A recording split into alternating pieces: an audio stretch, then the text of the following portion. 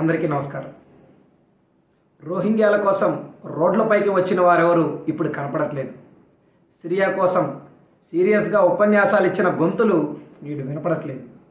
మణిపూర్ మండిపోతోంది, ఆడపిల్లలకు రక్షణ లేకుండా పోయింది అని మాట్లాడినటువంటి సామాజిక బాధ్యత కలిగినటువంటి మేధావులు ఈరోజు బంగ్లాదేశ్లో రోజు వారి ధన మాన ప్రాణాలను పోగొట్టుకుంటున్నటువంటి హిందువులపై ప్రశ్నించేటువంటి ప్రయత్నం కూడా చేయట్లేదు. ఎందుకు? ఈరోజు యూరప్లో జగన్నాథ రథయాత్ర చేశారు, అమెరికాలో దీపావళి చేశారు, సౌదీలో ఆలయం కట్టారు అని మురిసిపోయేటువంటి అమాయకపు హిందువులు ఈ యొక్క అన్యాయాల పట్ల మిమ్మల్ని ప్రశ్నించరనే కదా. హిందువుల కోసం స్పందించినా స్పందించకపోయినా వాళ్ళు గుడ్డిగా మనకి ఓట్లు వేస్తారులే, మైనారిటీలను మనం మెప్పిస్తే చాలు అనేటువంటి ఒక ఆలోచనే కదా. ఈరోజు మైనారిటీల కోసం మాట్లాడే మీరు బంగ్లాదేశ్లో మైనారిటీలైనటువంటి హిందువుల గురించి ఎందుకు మాట్లాడరు? మన దేశం కాదనా? మరి మన దేశం కానప్పుడు రోహింగ్యాలు ఏ విధంగా భారత్లోకి అనుమతించాలని మీరు పోరాడారు? ఇది సిరియా మన దేశం కాదు కదా, మరి సిరియాలో వారి కోసం మీరు ఎందుకు స్పందించి గళమెత్తారు? ఈరోజు హిందువుల యొక్క ఆడపడుచుల యొక్క మానాలు పోతూ ఉన్నాయి, వాళ్ళ ఇళ్ళు లూటీలు జరుగుతూ ఉన్నాయి, వారిపైన దాడులు జరుగుతూ ఉన్నాయి. మరి మేధావి వర్గం అంతా ఏమైపోయారు? లౌకికవాదులంతా ఏమైపోయారు? వీరందరూ స్పందించరు. ఎందుకంటే అక్కడ ప్రాణాలు విడుస్తుంది, ఆస్తులు కోల్పోతుంది, ఈరోజు మానాలు కోల్పోతుంది హిందువులు కాబట్టి, కేవలం హిందువులు కాబట్టి. సర్వే జన సుఖినో భవంతు అని ప్రపంచం బాగుండాలి, జనులంతా బాగుండాలి అని కోరుకునేటువంటి పిచ్చి హిందువులు కాబట్టి, అంతే కదా. ఈరోజు బంగ్లాదేశ్ యొక్క సంక్షోభానికి కారణాలు ఏవైనా అయి ఉండొచ్చు, కానీ ఈ రాజకీయ అస్థిరతలో ప్రాణాలు కోల్పోతుంది, దాడులకి గురవుతోంది. వారికే తెలియకుండా ఏం జరుగుతుందో తెలిసే లోపే వారి జీవితాలు ఈరోజు తృణప్రాయంగా కోల్పోతున్నది హిందువులు. మరి దీని పట్ల ప్రభుత్వాలు స్పందించాలి, యంత్రాంగాలు స్పందించాలి. వీటన్నిటితో పాటు ముఖ్యంగా స్పందించాల్సింది హిందూ సమాజం. ఎందుకంటే వారు కూడా మనలాగే నిద్రలేసే బొట్టు పెట్టుకొని ఈరోజు ఆలయాలకు వెళ్ళి జై శ్రీరామ్ అని నినదించేటువంటి వ్యక్తులే. మన సనాతన ధర్మానికి వారు వారసులే, వారంతా మన బంధువులే, హిందువులే. మరి వారి కోసం గలమెత్తి వారికి మనోధైర్యాన్ని ఇచ్చేటువంటి ప్రయత్నం చేయాల్సినటువంటి బాధ్యత హిందువులుగా మన పైన ఉంది. ఈరోజు ఈ లౌకికవాదులు ఎవరైతే మైనారిటీల హక్కుల కోసం మాత్రమే మెజారిటీలు మనుషులు కాదు అనే విధంగా చూసేటువంటి వ్యక్తులు ఎవరు కూడా స్పందించరు. ఈరోజు ఏ రాజకీయ పార్టీలు, ఏ నాయకులు ఈరోజు జరుగుతున్నటువంటి దాడుల్ని ఖండించరు. ఎందుకంటే వారికి ఓట్ల రాజకీయాలే ముఖ్యం, అది ఎవరైనా సరే. కానీ మనం వారిలాగా చూస్తూ ఊరుకోలేము, చూస్తూ వదిలేయలేం. ఏదో ఒక వార్తే కదా అని సామాజిక మాధ్యమాల్లో చూసి స్క్రోల్ చేసి వదిలేయలేం.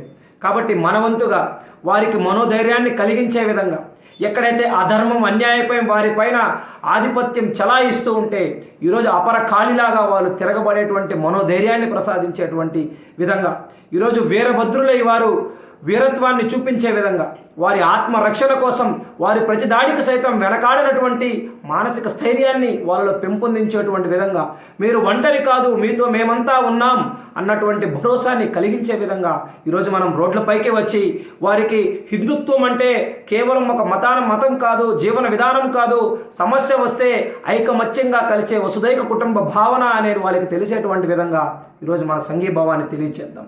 ఈరోజు మనం వారికి అండగా ఉన్నామన్నటువంటి భరోసాని మనం కలిగిద్దాం. వారి భారతదేశానికి వస్తే ప్రేమతో హక్కును చేర్చుకుందాం. లేదు ఇది మా దేశం, మా స్వాభిమానం అంటే అక్కడ వారి స్వాభిమానంతో జీవించేందుకు కావలసినటువంటి వారి మానసిక స్థైర్యాన్ని కలిగించే విధంగా మనమంతా కూడా కలిసికట్టుగా నినదిద్దాం. కాబట్టి తరలిరండి, కలిసి రండి, మీ గళాన్ని వినిపించండి.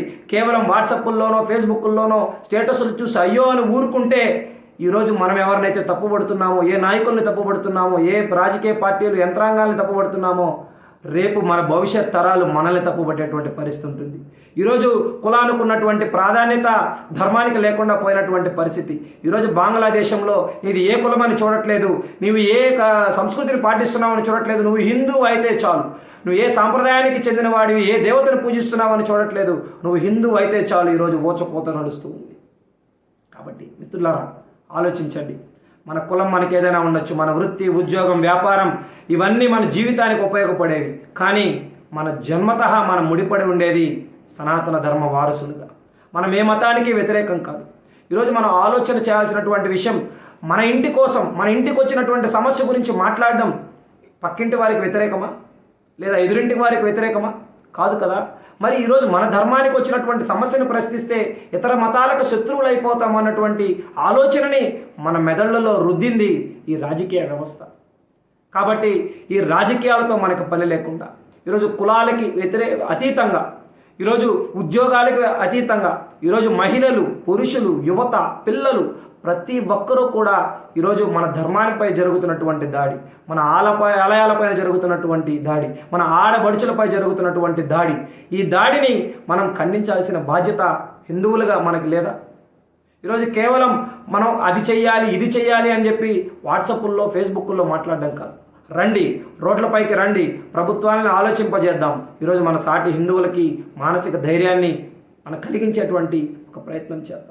హిందూ సమాజం అంతా ఒక్కటే, అది ఏ రాష్ట్రమైనా, ఏ దేశమైనా వసుదైక కుటుంబ భావంతో ప్రపంచమంతా బాగుండాలి అని కోరుకునేటువంటి సనాతన ధర్మం భవిష్యత్ తరాలకి కొనసాగకపోతే ఈ ప్రపంచం పరిస్థితి ఏ విధంగా ఉంటుందో ఒకసారి ఆలోచన చేయాల్సినటువంటి అవసరం ఈరోజు హిందువులుగా మనందరిపైన ఉంది. కాబట్టి మన గళాన్ని వినిపిద్దాం, రోడ్లపైకి వద్దాం, మన సమస్యల్ని తెలియజేద్దాం. హిందువులకి మనం సంఘీభావం, శాంతియుత మార్గంలో మనం వారికి సంఘీభావాన్ని తెలియజేసేటువంటి ప్రయత్నం చేద్దాం. హిందూ మేలుకో, జాగో హిందూ జాగో.